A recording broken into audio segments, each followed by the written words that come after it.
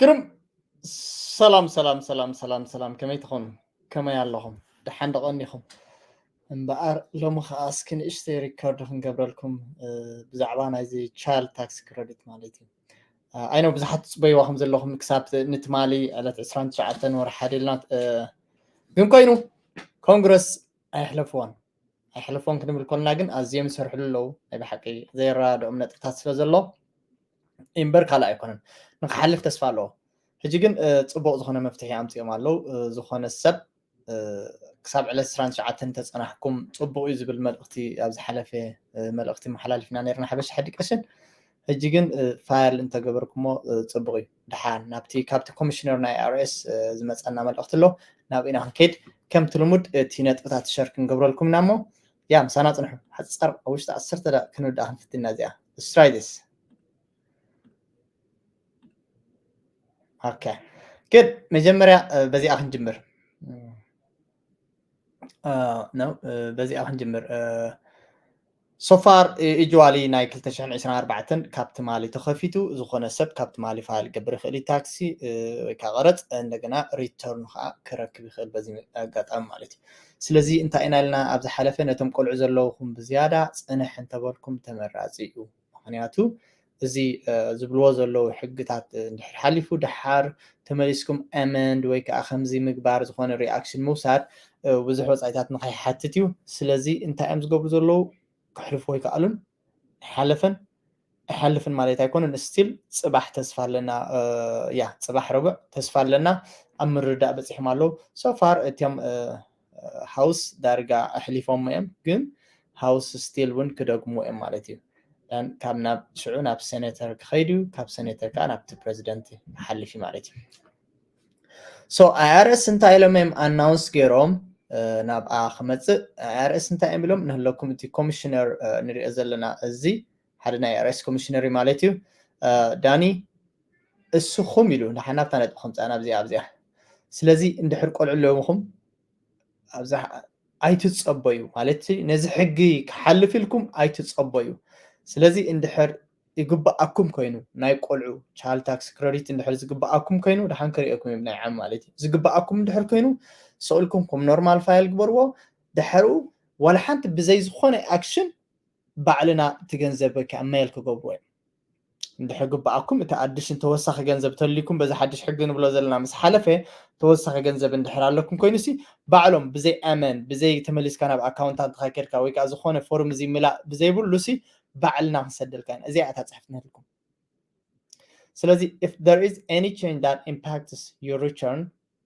we will make the change ራዮም ባዕሎም ማለት and we will send you the update whether it is an additional refund or otherwise without you having to take additional steps so nothing እንታይ ክንከይድ ስጋብ 29 ተፀበዩ ኢልካ ዳርጋ ዝኾነ ሰብ ፋይል ኣይገብርን ነይሩ ሕጂውን ትማሉን ፋይል ኣይገበረን ሎሙ ከዓ መፅዩ ስለዚ ኣናውስ ገይሮማ ኣማራፂ የለን ኣናውስ ገይሮማ እንታይ እዮም ሰብ ሆልድ ስለዝገብር እሶምቶም ኮንግረስ ስርሖም ይስርሑ ንስኹም ወይ ከዓ እቲ ህዝቢ ትቆልዑ ዘለዎ ግን እንታይ ክገብር ይኽእል ሕጂ ፋይል ግበርዎ ሽግር የለን ምስ ሓለፈ ሓሊፍና ሓሊፍ ኢልኖ ክነምፀ ኢና ሓበሻ ኤዱኬሽን ካብኡ እቲ ክንደይ ግባኣኩም ክንደይ ምልከተኩም ክትሪኡኹም ኣብኡ ከለኹ ዝሓለፈ ወይ ከዓ ናይ ንኣብነት ኣበይ ዝርከብ ቻይልድ ታክስ ክሬዲት ኩልኩም እዚ ኣላትኩም 1040 ትብል ፎርም ኣለሃኩም እዛ 1040 ኣሕዋት እዚኣ ረኣይዋ ንኣብነት እዚኣ ማለት እዛ ሕጂ ናይ 2023 ንመልኣ ናይ ዓም እንተሪኢኹም ማለት ከምዚ ኣላትኩም ኣብታ ፐርሰናል እዚኣ ኣብ ቢዝነስ ኣይኮናን ዘለና ስኬጁዋልስ ይኮናን ዘለና ስለዚ ኣብዚ ክንደይ ቆልዑ ኣለውኹም እንድሕር ከይድኩም ኣብ ፔጅ ክልተ ራእይዋ ፔጅ 1 ፔጅ 2 ታ 1040 ዘለዎ ቁፅሪ 19 ዘላ እዚኣ ራእይዋ ኣብዚኣ ትልኩም ራእይዋ let me a little bigger this ቁፅሪ 19 ዘላ እዚኣ ክንደይ ገንዘብ ወሲድካ ኣለካ ኣብዚኣ ራእያ ቸክ በራ ስለዚ እንድሕር ንስኻ ሰለስተ ቆልዓ ኣለዮምካ ኣብዚ ሓለፈ ክንደይ ክህልወካ ኣለዎ ሶፋር 6000 ክህልወካ ኣለዎ 6000 ክህልወካ ኣለዎ ማለት እዚ ዲፔንድ ኢንካም ናትካ እዩ ሙሉእ እንድሕር 6000 ወሲድካ ኣብዚ ሓለፈ ሕጂ እንድሕር እዚ ዝንብሎ ዘለና ካብ 2000 ናብ 3000 ገይሮሞ أبزي أتمساسالي خندك تمسي أنا تكهجي تشعت تشعت مزيا سوزيا بحصيرو نزاب زي أزلا نمبرناتكا زيجن قبل كله ات إنكام كا وسانة تالو تراش هولد بلو ناتو وسان اللو زي صبو غيره دحانتا تشايل تاكس كريدت تحق مس حلفت صبو غيره خمهرا يصقم زبحال أيكونن سلسة قول نحاد قلعة كبابي $2,000 مالتي زي قبل كله خجن أبتا تاكسكم قنص لكم رأي واحد قاليكم وحرك تروحوا تغلقهم قاليكم تحت غلطة شحقون يخلي مخنياتو child tax credit it's in ناتكا threshold ها depend يقبري ناتكا أتاوي ناتكا income مالتي so very important أبزي أخيركم كندي الله أخم جنزب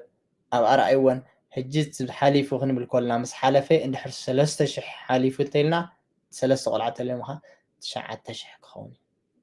هجينا زيجن أي تصبيوا ده تصبي بالكم كل شع زنا كونغرس لعلن تحت سلزلو ምናልባት ዘይክሓልፍ ይኽእል እዩ ፅቡቕ ነገሩ ባይዘው እቲ ዘካትዖም ዘሎ ኣብ ነቲ ናይ ፕሮፐርቲ ታክሲ ሓደ ካብቲ ዘካትዖም ዘሎ እዩ ፕሮፐርቲ ታክሲ ኣብ 10,000 ጥራሕ ይከብ ዝኾነ ማለት ሲ እንድሕር ናይ ፕሮፐርቲ ታክሲ ንስኻ ትኸፍል ኮንካ ለሰይ ኣብ በዓል ካልእ ኣብ ሶሪ በዓል ቴክሳስ እቲ ገዝኦም እቲ ፕሮፐርቲ ታክሲ ብጣዕሚ ክቡር እዩ ስለዚ ናይ ሓንቲ ገዛ ከባቢ 10 ገለ ሽሕ ይመፅእ ሕጂ ንስኻ ኣብ ታክሲ ኣብ ከይድካ 10,000 ጥራሕኻ ዲዳክት ትገብሮ ሕጂ እንታይ እዮም ዝብሎ እዚኣቶም ሰብ ሓዳር ገለ ካብቶም ሪፓብሊካን ዘምፅኦ ዘሎ ሰብ ሓዳር እንድሕር ኮንካ ክሳብ 20,000 ኣፍቁድልና ታክሲ ዲዳክሽን ንገብር ታክሲ ክውድሉ ማለት እዩ እዚ ብዛዕባ ዲዳክሽን ታክሲ ዲዳክሽን ገለ መለ ኣብ ዝሓለፈ ፓርቲሱ ተማሂርና ኢና ግን ቀፂልና እውን ድሓን ክፍሊና እውን በይኑ ከነምፀ ኢና ፀገማ ኣይኮነ እዚ ናይ ኣርስ ብዙሕ ፍሬም ናህታ ክንገብሮ ኢና ሶ እዚ ሓደ ካብቲ ዘካትዖም ዘሎ እዩ እዚኦም ቶም ሪፓብሊካን ከዓ ቶም ሃብታማት ከዓ ኣዝዮም ብዙሕ ገንዘብ ይደልዩ ኣለዉ ስለዚ እዚ ከባቢ ባይዘወይ 80 ቢልዮን ተሰሊዕዎ ዘሎ ነዚ ጉዳይ እዚ ሶ ናበይ ክትመርሓና እያ እዚኣ እንታይ ኣክ ትመስል ክንሪኣ ኢና ሕጂ ግን እቲ ጠጠው ዘብል የብልኩምን ምእንቲ ነቲ ኣይነ ብዙሓት ክትሓትኑ ውዒልኩም ለማዓንቲ ኣምግላድ ደስ ከማን ኢልኒ ብዙሕ ሰብ ይከታተሎ ኣሎ ማለት እዩ ነቲ ብዛዕባ ኣርኤስ ካልእ ሲ ስለዚ ፋይል ግበርዎ ኖርማል ጀምርዎ ስርሕዎ እንድሕር ዝግባኣኩም ኮይኑ ኣነ ብዚ ከምፅአ ድሓን ድሕሪኡ ደን ትዝግባኣኩም ሜል ገይሩ ቸክ ገይሩ ክመፃኩም ስለዚ እዚኣ ግን ክትርእዩ ደስ ይብለኒ ቁፅሪ 19 እዚኣ ቁፅሪ 19 ኣብ ፔጅ 2 ዘላ ኢና ንሳይድ ዘለና ቁፅሪ 19 እዚኣ ንህልኩም ኣብዚኣ ዘላ ኣማውንት ክንደይ ኣላ ካልእ እዚኣ እታ ሕጊ ግን ከምታ ዝበልኩም ኣብዚኣ ንህለ ሶ እዚ ዳኒ ኮሚሽነር ካብ ARS እዩ no worry ፋይል ግበርዎ ዝግባኣኩም እንድሕር ኮይኑ ዝኾነ ናትኩም without any action additional steps ካወሰድኩም ገንዘብኩም ክሰደልኩም ኢና ይብል ኣሎ ምክንያቱ still house eyes on the vote house eyes on vote this week on the child tax credit bill which faces some speed ይገብሩ ኣለዉ so let's see what happened ረቡዕ ተቐንዲ ስጋብ ረቡዕ ሕልፎን ክንሪአና still they are in a fight ማለት እዩ እዚኣ ምዝ ዘሎ ምርጫታት ካልእ ነግድን ክትሓልፍ ኣለዋ እዚኣ واقيهم هذا زي أحلفه نحن حلفنا زي قرنا لكم نحن زي قرنا لكم لنا أبتنا بوليتيكالي بزح تصلواتها سلزمت زي تصفى قبرك تحلف مالتي قال أحوات سيلف امبلويز هونكم زي انتهينا لنا سيلف امبلوي تاكس كريدت عينا لنا زي حلفة قلتنا أنا نايبين أكساب 36 شحن قال ملل مالتي قال لكم سكام قال ملل مسلوكم على الأحوات سكام يكون ريل كاب ايرس داتا اسكام تخوينما أنا ونايم صوني بقنعنا اسكام تخوينوس أنا ونايم صوني سلازيزي وتم سلف إمبلاي زخونكم سبات هجون علىكم جزء كبابي 34 شهر كنا بالكلنا جن depend كندي فايل غيركم يتقندي كندي إخم نسخم نزجو داي فايل غيركم كندي net profit غيركم net profit بحال كاتا schedule C وصل 31 حليفان بتكي وان تخيل نبتها 1040 تمت جنزب سكندية ናብ ቢዝነስ ኮይናት መጽእ ናብዛ ዝበልናዮ ማለት እዩ ሶ ክንደያ ናብኣት መጽእ ስለዚ በኣ ይዝዕቀን በኣ ጌርኩም እተን ሰለስተ ነጥብታት ዝበልናየን ስቲል ህጂውን ካየምልጠኩም ያ እዚ ብጣዕሚ ተጠቀምሉ ያ ሂዶ ዋላ ንምንታይ 5,000 ዘይትረክብ እንታይ ማሳጠቐት ክትካ ኣለኻ እንደገና እዚ ኣመንድ ክንገብሮ እንዲና IRS ገለ ዝኾነ ሬድ ፍላግ ካይኮን ገለ ዝበል ኮሚኒቲ ሰባት ሓይትኩም ነርኩም ባይ ዳስ ስማርት አይዲያ ባይ ዘ ወይ ማዕረኹም ድኡ እዚ ሲ ብጣዕሚ ደስ ይብለካ so yes كل شيء عمل تقبر كلها very facty team like usually like handman person يصرحوا مالتي دارجة من تايو ناي red flag كله كخلي red flag مالتي تايم أوديت تفرح كلام الأوديت كجبرها زيجن nature نايتي تأشم سلة زخونة number يكون كان تغير زلها كهلا يكون كان أو نايتي child نايت sorry نايتي self employed tax credit ناتو خاطئ تزلها سبوتها لون نابو خاطئ إيتا accountant مسو عير خبني so please تتقوموا سرح زي سكما يكونن never فتيكوني بيتي حبشة education سكما يحلفني حوات I'm sorry من هالبات جيجا حبريتاك حلف خلي كم زي مفلات كقاطي مخلي سبات كساب زخون حبشة education كينو جن زخون أسألك عبيلة ولو سكامي قال لك أي حلفني تسفاني قبر أو كم أي نحلفن رينا so زي أنتن كل التنت بي زبلنا جن هاي child tax credit كن بسنة سرعة أيوة زين تحليهم كتم ببوبتنا رئيس كيركم حوات زي بتعمل سبوا أنت عن الدوكمنت اللي لكم تايل لكم نبي تخدوا تايل تجربوا